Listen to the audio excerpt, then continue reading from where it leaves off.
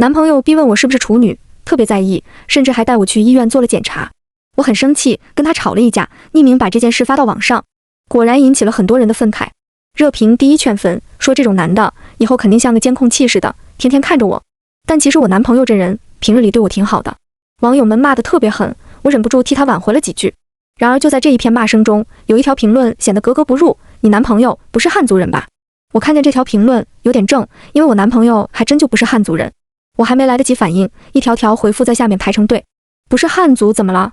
地狱黑拜就你们汉族人高贵，我们都没开化。楼主就事论事，能不能别上升到民族问题啊？恶心人！看着越来越多的人愤怒，毕竟涉及敏感问题，我怕管理员封帖，赶紧回复道：这位姐妹知道什么？方便细说一下吗？我100%尊重民族差异。我想是不是有什么民族风俗我不知道，引发了和我男朋友的误会。因为我男朋友确实对我很好，在一起2年，每天我下班只管摊着，他会主动做饭做家务，睡觉前还会给我端来泡脚水。我的生理期他记得清清楚楚，提前几天就提醒我注意防寒，不要吃冷饮。我要是受了伤出了血，他比我还着急，甚至会严肃地叮嘱。我从小没有父母，他简直是把我当女儿一样宠着，所以我也就很愧疚，因为那一件事招来这么多人骂他。我又刷了几条评论，用着百变小樱头像的姐妹还是没有回复我。我想可能是骂的人太多，他屏蔽掉了帖子。我关上手机，转头看着身旁熟睡的男朋友，小麦色皮肤，脖子上一块并不显眼的蛇形纹身，眉眼深邃，我忍不住描摹他的眉眼。他被我吵醒，却没有生气，抓住我的手放在唇上亲吻。快睡吧，明早的飞机。他明天要带我去见他父母，我也是为着这事激动的有些睡不着。隔天的飞机上，我睡眼惺忪，闲来无事，我忍不住又打开手机，打算把我那条帖子删了，不想再有人骂我男朋友。刚打开某软件，百变小樱居然回复我了：你男朋友是藏族吗？我看着窗外的茫茫雪山，顿时愣住了。还真是，看来我是问对人了。为了这事吵过架，我和贡布说好谁都不要再提，我也没有机会问他。现在居然遇上了知道内情的姐妹，我心中一时兴奋。是的，宋花花，有什么说法吗？我本没想着他会立刻回复我，但是他却很快发来消息：别去他家。我心中一跳，因为我此时就坐在去往他家的飞机上。我缓缓转过头，看向正在处理工作的贡布，有些失神。怎么了，宝贝？他回望向我，还牵起我的手晃了晃，动作亲昵。没事，就是好困。他咧开一个笑容，假装责备道：谁叫你昨晚不睡，我媳妇又不丑，怎么这么怕见公婆？他帮我调整了座椅，盖好毛毯，揉着我的手。不用担心，我父母都是很好的人，快睡吧。他总是那么体贴，言语温柔。我觉得可能是那个百变小樱在恶作剧，又说不定他就是民族黑。我和我男朋友交往了5年，居然因为网友一句话而不相信他。我点点头，缩进毯子里，侧过身。过了一会儿，敲击键盘的声音又响起来。于是我偷偷打开手机，想要拆穿百变小樱，有些生气地回复道：去了又怎么样？他好像一直在等着我回复，几乎是秒回。3年前我妹妹去了就再也没回来。我拿着手机的手一颤，飞机颠簸，啪嗒，手机掉落到地上。我茫然去捡，贡布弯下身，伸手过来帮我捡起，递给我。我把还亮着的手机迅速按灭。他注意到了我的举动，但没有多问，磨蹭着我的脸颊，亲昵道：哎，拿你怎么办呢？在哪里睡觉都这么不老实。我嘿嘿一笑，这不是有你吗？我重新躺回座椅，凝望着认真工作的贡布。我实在想不出这样好的人会做出什么不利于我的事，但出于好奇心，我再一次打开手机。评论区热闹极了。楼主这话什么意思？话说清楚了，别搞民族歧视那一套。你可真是长了张嘴，什么都敢说啊！你妹妹失踪不找警察，怪男朋友。本汉族瑟瑟发抖。楼主是在这连载民俗怪闻吗？该说不说，我真的期待了。其他人的评论提醒了我，我这帖子因为处女俩字的标题流量很大，他还真有可能是跑来写故事的。我赌气回复，可我已经去了怎么办？好怕怕哟。然后我把手机扔在一边，戴上眼罩睡觉去了。下了飞机，贡布的家并不在拉萨，我跟着他又转乘了几次车，才算是到了。说算是到了，是因为他家在山里，他带着我进了山步行，左拐右拐，我根本记不清路。期间他父母给他打了好几个电话，问他怎么还不到，似乎是在催促。这时我不由想起百变小樱的话，心里有些胆寒。我想跑，怎么不走了？累了。贡布停下脚步，回头笑望我，然后他蹲在地上，上来，我背你。我环顾四周，现在就算我想跑，也走不出这座地形复杂的山。我一咬牙，趴在了他的背上。我就不信愿意背我走山路的男人能坏到哪里去。到了贡布家，我觉得我可能真的想多了，想不到深山里居然会有一座古老的碉房。他的父母人都很好，待我亲切，给我煮了加盐的酥油茶，杀了羊煮羊汤。期间还一直在说酥油茶当然要加了盐才好喝。当然这些我都听不懂，是贡布翻译给我听的。吃完饭，由于舟车劳顿，伯父伯母又让我洗了澡，听说还是雪山融水。酒足饭饱，我回了房间歇息，又打开了手机，打算戳破百变小樱的谎言。他不是说不能来吗？我来了也并没有怎么样啊。百变小樱早就回复了我。我本以为他会气急败坏，可他却一本正经地告诉我，去他家顶层的那间房看看有没有挂画。我心里狐疑，他的指示未免也太神神叨叨了。但来都来了，去看看应该也不会怎样。如果没有，那万事大吉，更不用担惊受怕了。如果有，我正这样想着，推开了顶层的房间，一股香火味扑鼻而来，斜阳打在挂画上。挂画，砰！一阵寒风吹过，身后的房门合上，我僵在原地。我身上渗出丝丝冷汗，头皮发麻，起了浑身的鸡皮疙瘩。那画很大一张，画着我不认识的纹样，民族风味十足。但让我害怕的是，那张挂画1米多长，人形。我勉强维持冷静，将挂画拍下来，发到了评论区。照片一发，评论区炸了。我靠，什么鬼？还真有画！我胆子小啊，别吓我，天都黑了，你俩商量好的吧？这玩意为什么是人的形状啊？好他妈吓人！肯定是为了火骗我的，肯定是。姐妹你赶紧跑吧，我总感觉哪里不对，阴森森的。评论愈演愈烈，我打下一串字，这是什么？他紧接着我的话回复道：人皮唐卡。什么是人皮唐卡？还没等我问，就已经有人发出了疑问。简单来说，就是用人皮做的宗教卷轴画。他一介绍完，我几乎要站不稳，看着那张挂画，觉得又恶心又恐怖。四周一片寂静，屋子里只有一扇小窗，正对挂画，此刻光越来越微弱，香火味绵绵不断，像是要把我吞噬于黑暗。想要跑，双腿却像灌了铅，动也动不了，只能呆愣愣看着手机。人皮不会是我想的那样吧？姐妹你自己小心啊！我听说过这东西，据说只有得到高僧和未嫁少女的皮才能用。难怪她男朋友带她去医院做检查，我就是藏族，这东西建国之后就废止了，现在都是仿制皮，别吓唬人家小姑娘了。但这未免也太巧了吧？姐妹你要小心啊！我止不住的胆寒，控制不住的呼吸急促，不知道该怎么办。这时候，百变小樱又发来消息，不要吃他们给的东西，不要吸血水浴。我几乎忘记了呼吸，牙关都在颤抖。从昨晚开始，我身上所发生的一切都和他说的相吻合。要么他在我身上安了监控录像，要么他没在骗人，他说的是真的。我双手颤抖的打字，问道：如果我已经吃了，洗完澡了呢？我刚刚按了发送键，咚咚咚，敲门声从身后传来，打破了漫长的寂静。每一下敲门声都如同击打在我的心上，牵着我脆弱的神经。咚咚咚，旭旭，你在里面吗？温柔的嗓音是贡布来找我。此刻那种温柔，却似一把藏着利刃的恐怖，要将我毁灭。冷风瑟瑟，我死死盯着那扇门，不敢发出一点声音。咚咚咚，敲门声还在继续，眼看着门就要被推开，我当机立断，藏在了人皮挂画下面的供桌底下。门被推开，带来一阵风，吹起供桌的桌布。我看见贡布走到供桌前站定，脚上还穿着我买给他的运动鞋，和我紧紧隔着一道布帘。我死死地攥着手机，突然滴答一声，手机发出了声响。该死，没关提示音。我屏住呼吸，往桌底后缩了缩。幸好几乎是和手机同一时间，门口传来一道女声，是贡布母亲的声音。借着桌布下的缝隙，我看见那双运动鞋走离了桌前，门口传来两人的交谈，用的是我听不懂的藏语，语气听起来有些严肃。我借着他们谈话的时间，打开手机，看到了百变小樱的回复，只有一个字：逃。逃。高原之上，荒郊野岭，人生地不熟，我能跑到哪里去？还没来得及问，我突然感受到侧面有一道强烈的视线。我迅速偏过头，侧面的桌布不知道什么时候已经被掀起，贡布半蹲在那里，冲着我笑，皮笑肉不笑。我找到你了哦，旭旭！啊！我大叫出声，跌坐在地上，头磕在桌子上，手机也掉了下去，缩到桌底的斜对角。贡布捡起我的手机握在手里，冲我伸出手。见你看得认真，就没打扰你，吓到你了吗？我强装镇定，把手交到他手上，由他拉着钻出了供桌下面。我嗔怪道：你好烦呐，故意吓我。一边说着，我一边去拿他手里的手机，他却轻巧地避开了，笑道：吓到你的确怪我，可你今天一直在看手机，都没怎么理我，罚你手机交给我保管。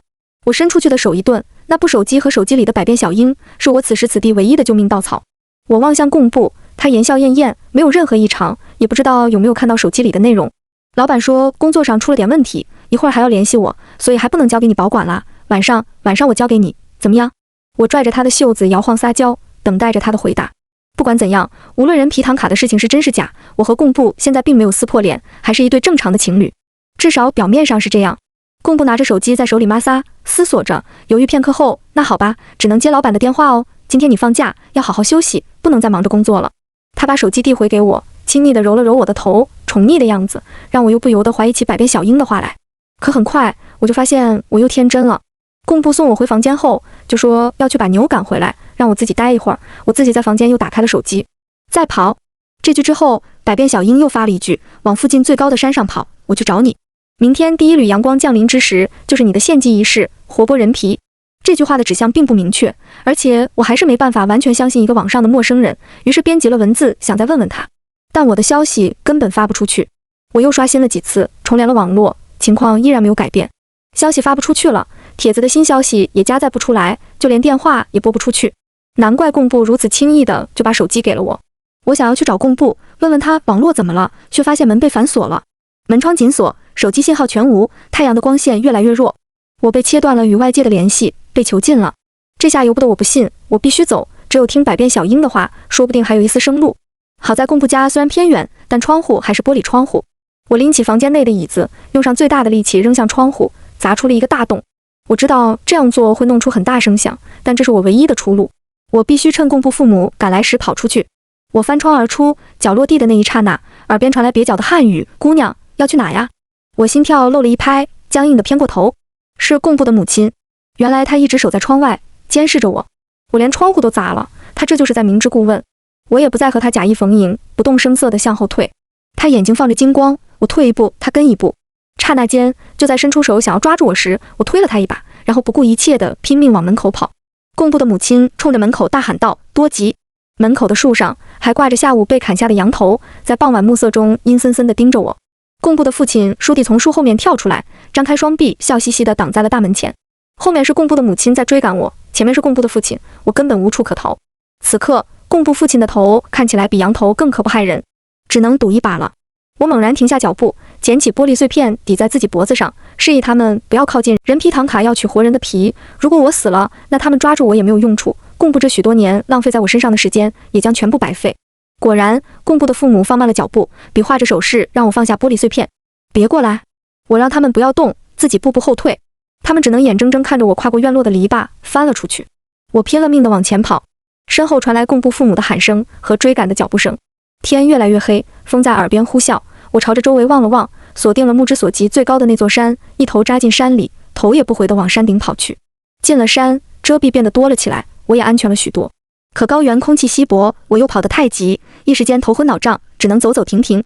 又走了一段时间，天色已经完全暗了下来，我甚至分辨不出去山顶的路。天黑了，我没有食物，没有水，也不知道百变小樱会不会来找我，只能一个人缓缓走着，警惕着周围的一切，偶尔甚至能听到几声野兽的嘶吼。想来真是荒唐，我居然把性命全部交付给一个从未谋面的网络上的陌生人，人家凭什么为了我大老远跑来高原荒野？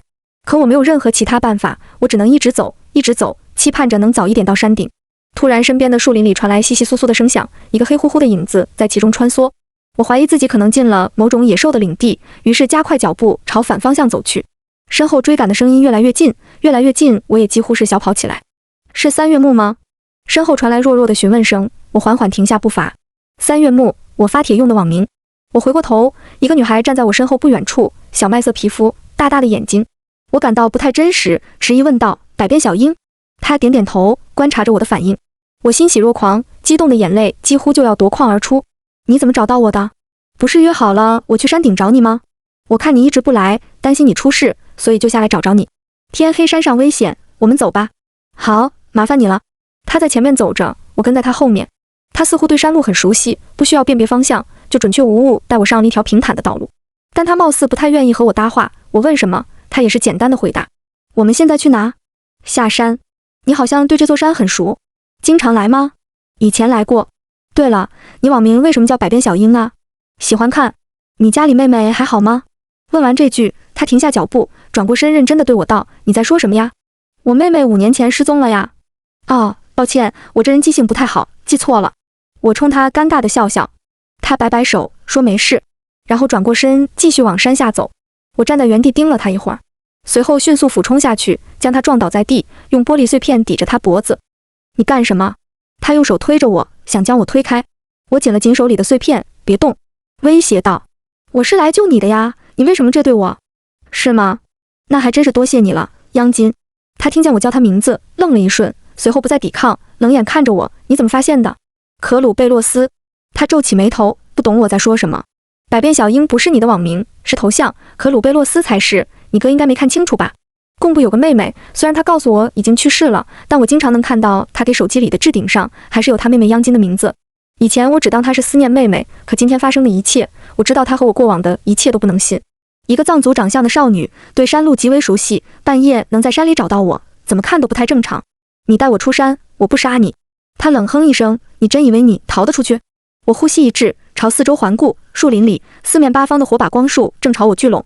我刚想拉着央金站起来做威胁，霎时砰的一声，重重的一闷棍打在我后颈。我晕倒前的最后一眼，看到的是贡布一家人狰狞的微笑。TMD， 还是真是爱笑的一家人。在睁眼时，我已经被绑在了祭台上，四周火光高低起伏，人影攒动。穿着祭祀服装的人跪在我正前面，嘴里念叨着什么祈祷。在他周围，人们围绕成一圈，手拿响鼓，跳着类似于锅庄的舞蹈。耳边的祈祷声、嗡嗡声不绝于耳，吵得我头痛。我浑身一点力气都没有，应该是刚才被灌了什么药。在大祭司抬头朝我望来之时，我迅速闭上眼睛，垂下头，继续装睡。百变小樱说，第一缕曙光降临之时，就是将我献祭的时刻。现在天边已然泛白，我的时间不多了。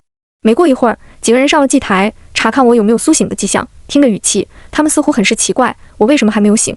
我不知道醒来即将面对什么，所以迟迟没有睁眼。这个节骨眼，不回应就是最好的回应。不多时，一道声音传过来，絮絮，是贡布，他竟然还敢来找我。我知道你醒了，睁开眼睛好不好？他依旧是温柔的声音，哪怕他已经把我送到了祭台上。我没有回答，仍然紧闭着双眼。我感到有什么东西触碰到我的衣衫，在一粒一粒解开我身上的扣子。我知道是贡布，要剥人皮，当然不能穿着皮肤包。别碰我！我很力道。我缓缓睁开眼，紧盯着面前那一张小麦色的俊俏面庞。絮絮，你醒了。他手上解扣子的动作未停，依旧笑着，如沐春风，声音和煦。但这笑此刻只让我觉得恶心。我说别碰我。我猛一向前，用尽全身力气将他扑倒在地。他显然没有预料到我能够挣开绳索，双目睁大，满是震惊。你不可能，你那块玻璃碎片也早被我扔了。谁告诉你，我只有一块玻璃？央金搜过你，你身上明明没有多出的碎片。没等我回答，几个祭司已经把我从贡布身上拉起来。他们不顾我的意愿，三两下扯去我身上的衣服。被人扒衣服很不舒服，但我并没有过多挣扎。等到外衣脱下，我上半身只剩下一件内衣的时候，一道长长的、深深的口子就血淋淋横在我的胸前，由左至右。第一缕阳光已然降下，几个祭司见此情况，惊恐万分。他们一霎时匍匐在地上，冲着天空高呼着，祈祷忏悔。祭品被毁，他们的仪式还没开始就失败了。刚才在山上并不确定能不能找到百变小樱，于是我先行对自己下手，给自己留了后手。大祭司拨开人群，大步上了祭台。怎么回事？贡布惊讶地看着我，似乎是没想到一向娇娇弱弱，被他宠在手心里的我会对自己下此狠手。而后他又是突兀的一笑，你以为这样他们就会放过你吗？我还来不及反应他的话，大祭司已经差人将我重新束缚起来。我虽然不懂他们说的话，但从表情看出来他们很生气，这是对他们天神的不敬，他们要杀我来平息天神的怒火，并且他们也不打算放过贡布一家。我和他们一家4口被排列在祭台上，接受着众人的辱骂和烂菜叶臭鸡蛋。贡布一家试图和大祭司交涉，拼命嘶喊着。我看着他们，心中一阵冷笑。轮到自己身上，他们似乎没有那么爱笑了呢。大祭司已经拿着利剑向我走来。我是触怒天神的源头，理应第一个受刑。还未等我做些什么，突然人群中一阵骚动，喊声不断。我应声望去，不远处的村落火光漫天，浓烟滚滚，人们吼叫着，轰嚷着，一起朝着火的地方跑过去，只留了几个人看守我们。他们怎么像发狂了似的？我问绑在我身侧的贡布，他双瞳里闪烁着火光，满含震惊，无意识地喃喃道：那个方向是整个村子，庙宇、神像、天神降灾。